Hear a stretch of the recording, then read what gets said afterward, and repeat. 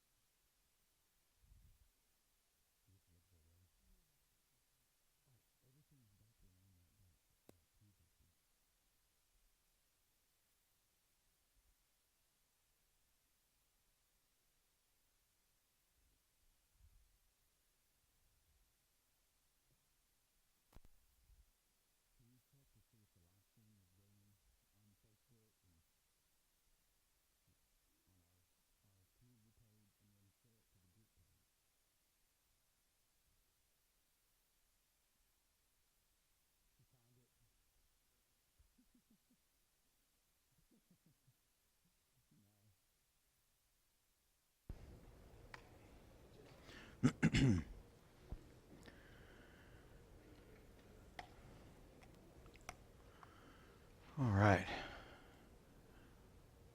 We'll get started here in just a little bit.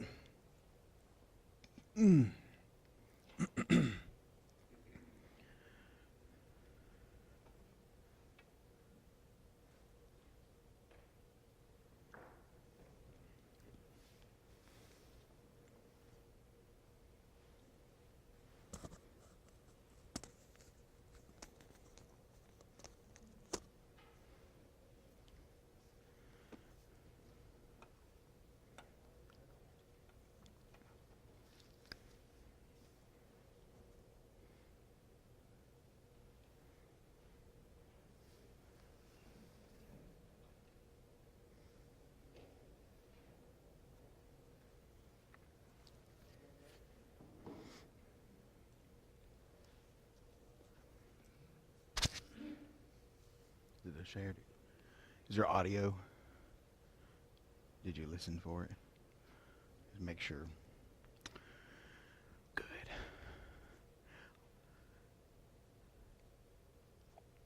All right, we'll go ahead and get started this morning. I'm so thankful that you're here. Happy New Year to you. I'm thankful that we're able to continue to worship together and be able to study God's Word this morning. Did anybody else have ice on their road in front of their house? I did coming down. I thought, oh goodness, did you notice that on the way down? I didn't even expect that. And it was all over my vehicle as well.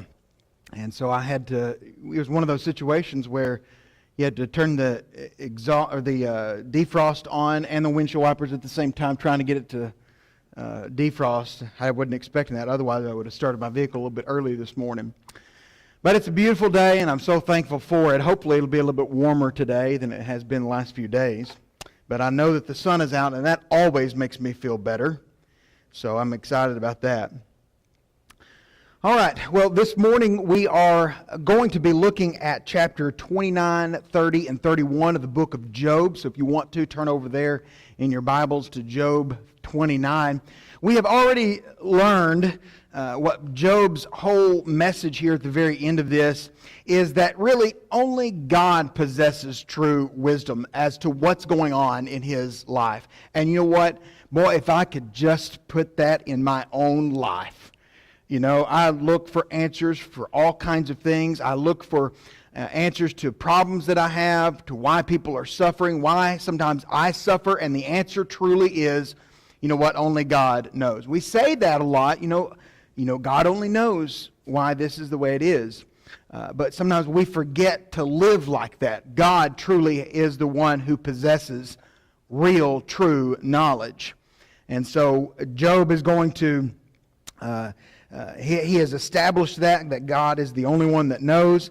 And then he gives a little bit of a summary. And I love this section right here. Of course, I love all of Job. It seems like I've been studying it pretty hard the last several months, and it just gets better and better.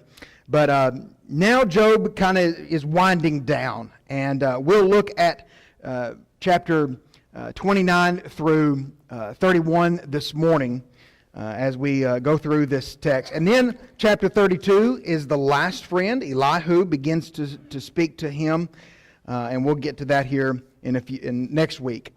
So chapter 29 through 31, remember he has maintained his innocence through all of this, and he's demonstrated that he's very much aware of the sufferings that are brought on by those who are guilty, those who are suffering. He understands, hey, you know what? It may be because of something that they have done. That's what Job understands. But it doesn't make sense to him in his own life, because he's thinking, I haven't done anything wrong, and I don't know why I'm suffering the way that I am. He's praised God over his wisdom, and he's, obviously saying God's the only one that knows the answer to all of this. And so with this final section, Job is going to complete his speech with some main points. The first main point that Job is going to make is that I remember better days.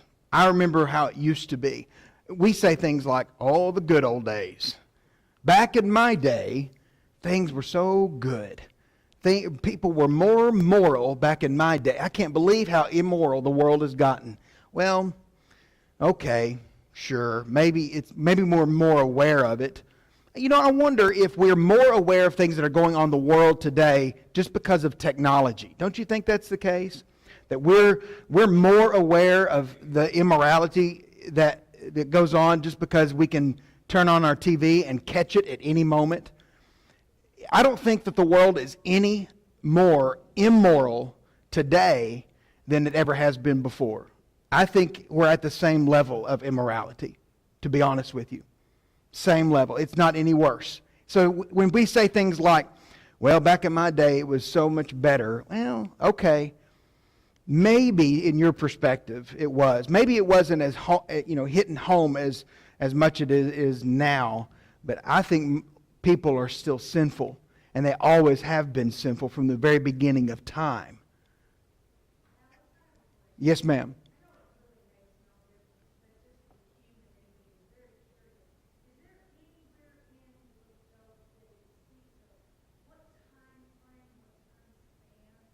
Oh, yeah, there's another question. Somebody asked me that last week. Did you ask me that question? How long was it? We talked about that, wasn't it?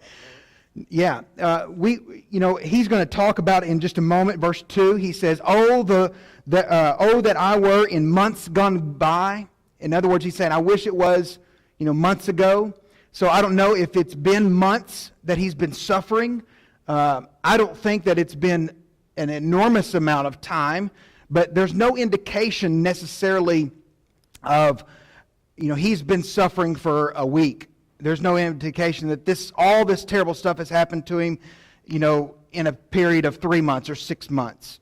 All we know is that he says months have gone by. I wish it were the way it was months ago. But there's no indication how long that time period was, from the time that he started to suffer until right now, or how long it was till he had everything restored back to him. If everything that happened to Job happened to you in a week's time, that'd be bad, I would think. But I think it's also bad if it happened to you in a year's time. I don't know if it like you said, I don't think it really makes that much of a difference. It's bad no matter what. But there's no indication about it. That's a really good question. I'm glad both of you thought about that. And it spurs that question from the text that we'll look at right now, when he says, oh, the months, I wish I was in the months that have gone by, the months that have gone by, back the way it used to be. So anyway, good question. All right, so let's read a little bit of the text. Chapter 29, verses 1 through 6 says, And Job again took up his discourse and said, Oh, that I were as in months gone by, as in the days when God watched over me, when his lamp shone over my head, and by his light I walked through darkness, as I was in the prime of my days, when the friendship of God was over my tent, when the Almighty was yet with me, and my children were around me, when my steps were bathed in butter, and the rock poured out for me streams of oil. So Job remembers some things. He remembers those days that have gone by, and he remembers his great relationships, blessed relationships that he had. Specifically, he talks about his relationship with God. He says, Oh, that I were in the months past as in the days when God watched over me. Job longed for not only those days where before he lost his children and his health and his wealth, but especially he longed for those days before he lost his sense of God's closeness. Now he feels empty. He feels as if God is somewhere else. And so he looks forward to that day again when God is right there with him, and he's looking back at those days where he felt really close to God. You know, there was a time that he felt that God watched over him, and those days are gone. You know, it makes me think about times in our own life when we maybe have great spiritual highs, and this just quit on me all of a sudden. On the PowerPoint up there, I can't get it to connect again all of a sudden. Crazy. Hold on just a second.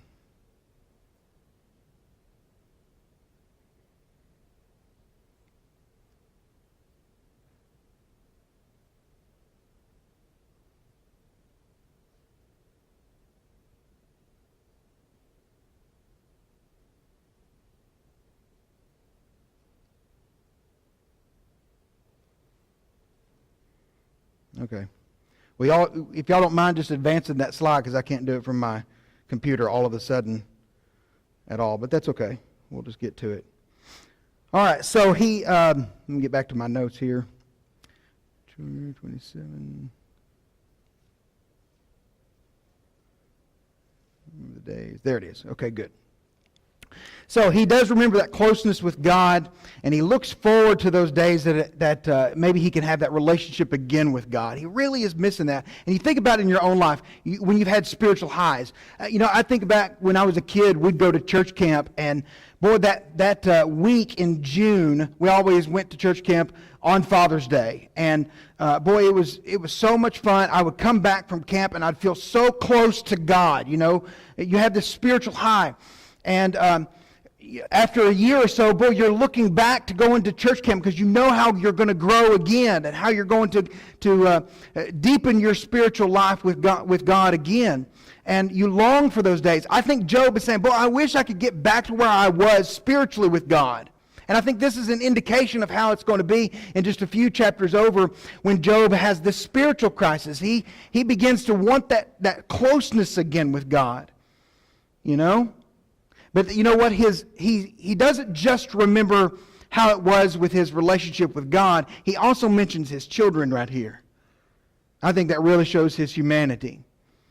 Oh, I remember my blessed relationship with my children. When my children were around me, when my steps were bathed in butter and the rock poured out rivers of oil for me. I don't know what that means. My steps were bathed in butter. I like butter. We tend to use a lot of butter in our house. You know, if it calls for a half a stick of butter, let's just put a whole stick. I mean, why cut it in half? You know, we like bathed in butter. You know, you remember that commercial, the Buttertons? They put butter on everything. You know, I don't know if it was a commercial for butter or not, but it sold me, and we started using a lot of butter around that time. Bathed in butter. I just know that it may have been just a time when Job felt really good about his relationship with his children, bathed in butter. when things were going well. You know, when I was a teenager, my dad bought a Toyota Tundra. It was, I think, when the Tundra first came out, right around that time. I think it was a 99 Tundra, or maybe 2001 or something like that. And Dad got one that had leather seats. It was the first vehicle that we had ever bought that had leather seats. And Dad would say, "I am bathed in leather." You know, he just felt so, things were going good. You know, things are great. I'm bathed in leather. Well, Job is saying, my steps are bathed in butter. You know, things are good. Things were good. The rock poured out for me streams of oil. I long for those days when my children were right there. Oh, man. I think back in my own life, too. You know, I grew up with my cousins and my aunts and everybody all around us. My grandfather had a lot of acreage, and he gave 15 acres to each one of his kids. And they all built houses right there together. And so we grew up with my cousins and my aunts right there. And so Saturday mornings, man, we'd be up there at my grandparents' house, and our Momo would make biscuits and gravy and bacon, you know, eggs. It was just delicious. Everything was wonderful. But it wasn't just necessarily about we called them cat head biscuits. You know what a cat head biscuit is? You ever heard of a cat? Anybody else know cat head biscuits? Okay, good. I'm not the only one. That means, I guess, the way I thought in my mind, it's the biscuit that's about the size of a cat's head. Isn't that a weird way of describing it? A cat head, we would eat that. But you know what? It wasn't about the food. It was about after breakfast, we'd be in the living room and all the children right there and the conversations and the relationships that were built. Job says, "I wish that my children were around me." I'm missing those times. I want to be right there together all over again. And he is longing for that. You know, he just painted this beautiful, even if it's somewhat exaggerated, this picture of his former life with his kids, of a happy life that is now no longer. He genuinely felt that he was in fellowship with God and the blessings that flowed every day of his life, but he longed now for it. He had that relationship with God, he had that relationship with his children, and now it's gone, and he's missing it so much. Missing it so much. All right, let's keep reading. Chapter 29, verses 7 through 11. Let's keep reading. It says, "When I went out to the gate of the city, when I took my seat in the square, when young men saw me and hid themselves, and the old men arose and stood, the princes stopped talking and put their hands on their mouths. The voice of the nobles was hushed, and their tongue stuck to their palate. For when the ear heard, it called me blessed, and when the eye saw, it gave witness of me." Job is not only talking about a day that he misses when he had a good relationship with God or his children, but he's also talking about when the days were that he had good relationships with friends and just people in general in the community. He says, when I go out to the gate, when I go out into the community, when I'm at the court square, when I'm walking down the street, I took my seat where I belong in the community, and people noticed me. And in this verse and the following verses, Job remembered how greatly he was respected in the community, and he longs for that again. He had a position in the community maybe of leadership, of one where young men feared him, and he was honored even by those who were aged. He says even princes and nobles, they stopped talking and they listened to him. He remembers those days. When the ear heard, and it blessed me, and the eye saw, and it approved of me. Not only did Job gain the attention of the people and the leaders of the city in days past, they also liked him and what he had to say. They wanted to hear him. Yes, sir. Oh, I don't think he's bragging. No, I don't think it's an arrogant brag at all. I think he's just saying, man, I had a place in the community, and there's nothing wrong with saying that. Nothing wrong with saying, I missed that day that I could make an impact in my community. Does that sound braggadocious? I don't think so. I remember those days where I could go into the community and people would listen to what I had to say, when I could make a difference. There's nothing braggadocious about that. But he wishes for those days again. He was blessed and he was approved by those who heard what Job had to say. When the eye saw, it gave me witness. It gave me witness. They stopped, they listened, they wanted to hear from Job. And he longs for those days. All right, let's look at another statement. This is Job 30 verses 31. 30 through 31. He says, Now I live in misery. Now I live in misery. He then describes his present wretched condition. Here's the way it was months ago. This is the way it used to be. And I long for those days, but now I'm having to describe the way it used to be, the way it is right now. I've lost my family, my wealth, my influence, the respect, and my health. I've lost it all. And this is done to indicate his utter loss of all things that are precious to him in his life. So let's look at verse 1. He says, But now those younger than I mock me, whose fathers I disdained to put with the dogs of my flock. Now they mock me. This is the way it was in the past, and now I'm a disgrace. They mock me, men younger than me, whose fathers I disdained and put with the dogs of my flock. They mock me. Those who worked for me. Job was tortured by all the irony of it all. Everything that's going on, it's ironic that at days past they would respect me, and now here I am and they mock me. The sons of men whom Job would not even put with the dogs of his flocks were now his mockers and his critics. Those people he would employ, the people that would work his with the dogs of his flock, those who would work the sheep with the dogs. Those guys, they're now mocking me. They don't respect me at all. That's the kind of situation I'm in now. All right? Let's look at the next verse, verses 16 through 17. It says, Now my soul is poured out within me. Days of affliction have seized me. At night it pierces my bones within me, and my gnawing pains take no rest. Now my soul is poured out within me. It's a spiritual crisis. We start to see that right here.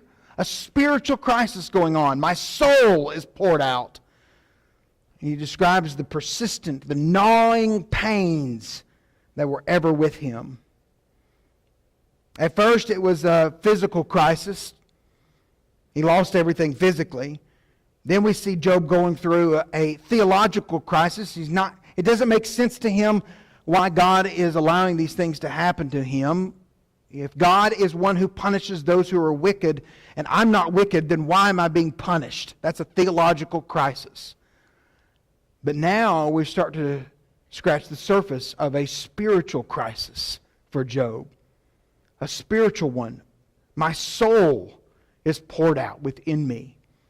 The gnawing pains take no rest. Gnawing pains.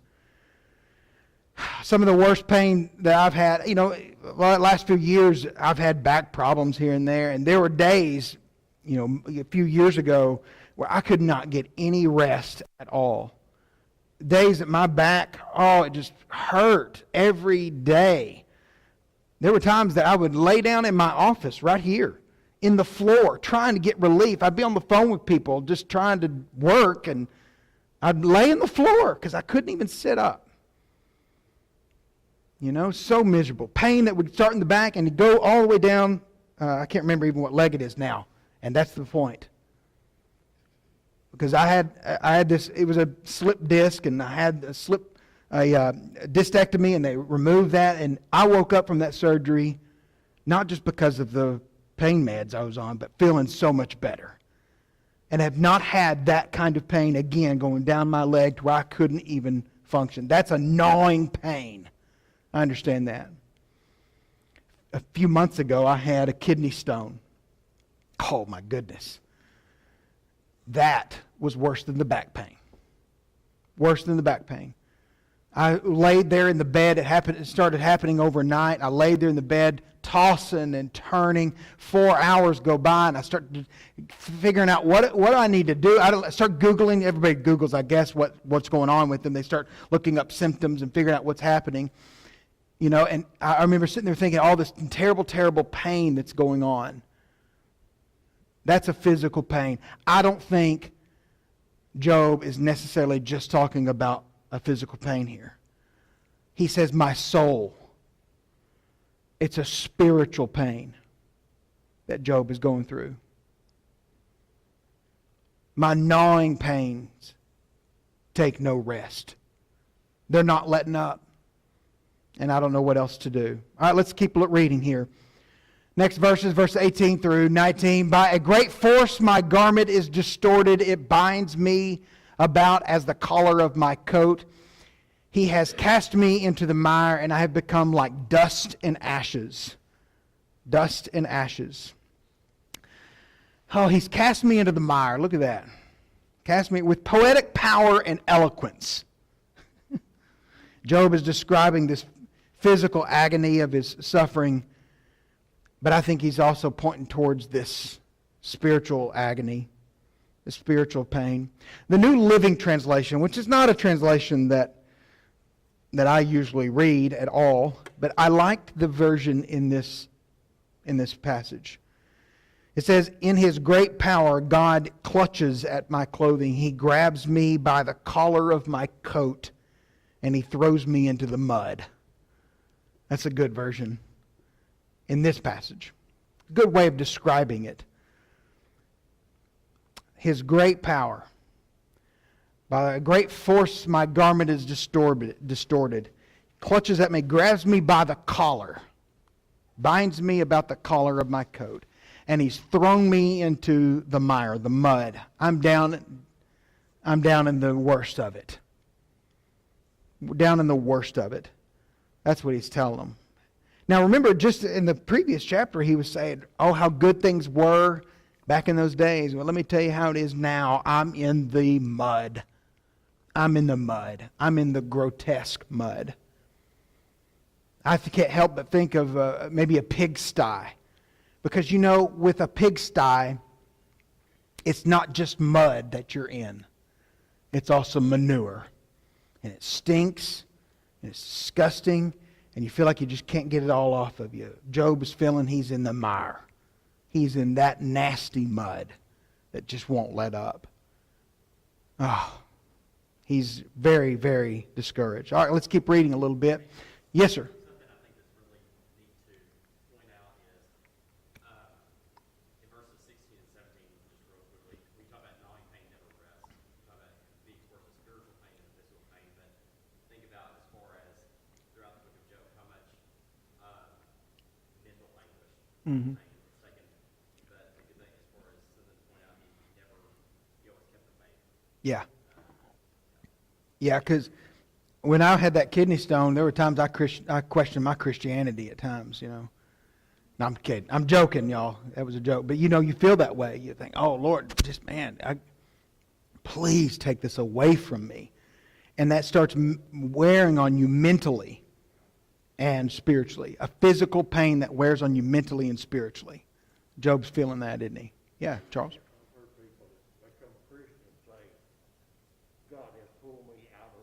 Oh, yeah, God's pulled me out of the mire. Yeah. Job is wanting God to pull him out of the mire, isn't he? Pull me out of this mud. All right, verse 20 and 21, he says, I cry out to you, God, for help, but you do not answer me. I stand up and you turn your attention against me. You have become cruel to me. With the might of your hand you persecuted me. He says, I cry out. I holler out, but God's not answering me. This was the worst aspect of Job's suffering. In a sense, he felt like God has forsaken him. He undeniably felt that God was against him. He says, I stand up and you turn your attention against me. Job felt like God wanted to and would destroy him. He thought he would. You know? Verse 23, he says, I know that you bring me to death. Look at verse 23. I don't think I've got it up there on the screen, but that's another. He says, you waited for me as the... No, that's verse 29, or chapter 29. Verse 23, he says, for I know that you will bring me to death into the house of meeting for all living. Oh, the only thing I think is the only outcome I see in my future is just death. That's what he's feeling. This is a low point for Job. All right, let's keep reading. This next little section here, verses chapter 31, verses 1. Go back one. You jumped a little bit ahead of me. I can't read it from my notes here. Too small. What's the point that he's making? Go ahead. Nope. Now go, and there we go. Yeah, he says, I need justice. That's what the thing is that he said. I need some help. I need some justice. I need this all to work out the way it's supposed to work out. So let's read it a little bit. Verses 1 through 4. He says, I made a covenant with my eyes. How could I gaze at a virgin? And what is the portion of God from above, or the heritage of the Almighty from on high? Is it not calamity to the unjust and disaster to those who work iniquity? Does he not see my ways and number all of my steps? Finally, he mounts one final challenge to God to accuse him of sin. Show me what I've done wrong. You know, Job doesn't ask for his health back or his wealth back. He doesn't ask for everything to be restored to him. He just seeks to clear his name of any false charges. Show me. Bring it up. Show me what I've done wrong. In this, he demonstrates that being considered righteous is more important to him than the physical comfort, a physical community position that he may have, or all the wealth that he has. What he really, really wants is righteousness. It really kind of demonstrates what kind of man that Job is. Show me what I've done wrong. Show me. All right, so he proclaims his innocence. He says, I was not guilty of lust. Not guilty of lust. How then could I gaze at a virgin? I don't look on to somebody else. I'm not guilty of lust at all. Keep reading with me. Next verses, next slide. Verses 5 through 8, he says, if I have walked with falsehood and my foot has hastened after deceit, let him weigh me with accurate scales and let God know my integrity. If my step has turned away, or turned from the way, or my heart followed my eyes, or if any spot has stuck to my hands, let me sow and another eat, and let my crops be uprooted. He's saying, I wasn't guilty of any lying or falsehood. I told the truth. I have walked. Go back again. I have walked. If I've walked with falsehood. If I've done these things, and let God know my integrity, see this, that I haven't done anything wrong. And that's he's saying, I've been truthful. I've been truthful. All right, let's go to the next little section here. Verses 9 and verse 11. He says, if my heart has been enticed by a woman, or if I have lurked at my neighbor's doorway, for that would be a lustful crime. That's verses 9 and 11. We'll go ahead and read the whole section here. Verse 9, he says, if my heart has been enticed by a woman, or if I have lurked at my neighbor's doorway, may my wife grind for another and let others kneel down over her, for that would be a lustful crime. Moreover, it would be an iniquity punishable by judges. He's saying, listen, I have not been guilty of adultery, nor to the point where not only have I not been guilty of adultery, but I've not had to send my wife over to be with anybody else. All right? He says that may my wife grind for another. I think that's a sexual grinding is what I think that is. Because in the context of this, that's what he's talking about. I've not had to lurk at my neighbor's doorway. My wife has not been with someone else because I've committed adultery. No other ones have kneeled over her. It's very graphic right there if you think about it. But we're all adults still. This is kind of PG-13. All right? But you know what's going on here. He says, for that would be, and here it is again, lustful crime. That's how I know it's got to be something sexual here. It's not just a wrong crime or anything. It's very descriptive. Lustful crime. I've not committed adultery. And so here Job is listing out these things. I've not been untruthful. I've had integrity. I've not committed adultery. I've done these things. I've not done any of these things where God would punish me. Not at all. That would be a lustful crime. All right, let's keep reading a little bit.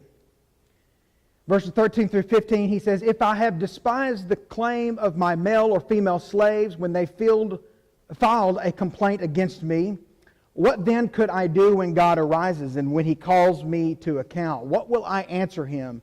Did He not who made me in the womb make him, and the same one fashion us in the womb? Job here is proclaiming his innocence, again saying, I've not been guilty of being cruel to my servants.